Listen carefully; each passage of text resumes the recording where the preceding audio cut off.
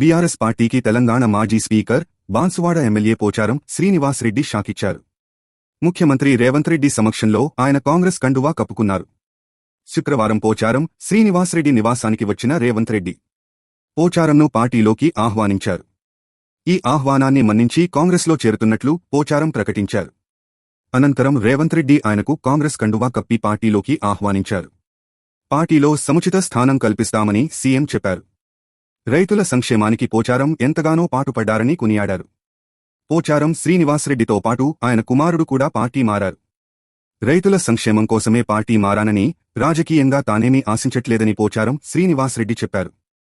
గత 6 నెలలుగా కాంగ్రెస్ ప్రభుత్వం చిత్తశుద్ధితో పనిచేస్తోందని, రైతుల సంక్షేమం కోసం నిజాయితీగా పాటుపడుతోందని అన్నారు.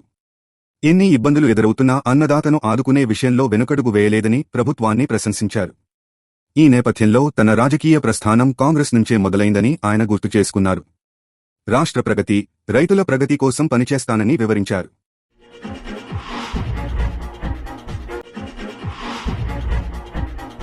పోచారం శ్రీనివాసరెడ్డి నివాసానికి సీఎం రేవంత్ రెడ్డి వచ్చిన విషయం తెలిసి బీఆర్ఎస్ శ్రేణులు అక్కడికి చేరుకుని ఆందోళన చేశాయి. లోపల పోచారం రేవంత్ రెడ్డి మాట్లాడుతుండగా ఇంటి బయట బీఆర్ఎస్ నేతలు నిరసన ప్రదర్శన చేపట్టారు. కాంగ్రెస్ పార్టీకి, సీఎం రేవంత్ రెడ్డికి వ్యతిరేకంగా నినాదాలు చేశారు.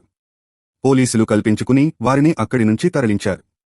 కాగా తమ పార్టీ నేతలను ప్రభుత్వం బెదిరించి, భయపెట్టి పార్టీ మారేలా చేస్తోందంటూ బీఆర్ఎస్ నేత, మాజీ మంత్రి హరీశ్ రావు ఆరోపించారు. విచారణ సంస్థలతో కేంద్రం, బెదిరింపులతో రాష్ట్ర ప్రభుత్వం తమ నేతలను భయాందోళనలకు గురిచేస్తున్నాయని మండిపడ్డారు. దీంతో మరో మార్గం లేక తమ నేతలు పార్టీ ఫిరాయిస్తున్నారని చెప్పారు. తాజా సమాచారం కోసం లైక్ చేయండి, సబ్స్క్రైబ్ చేయండి, నోటిఫికేషన్ల కోసం గంట సింబల్ ఆన్ చేసి పెట్టండి.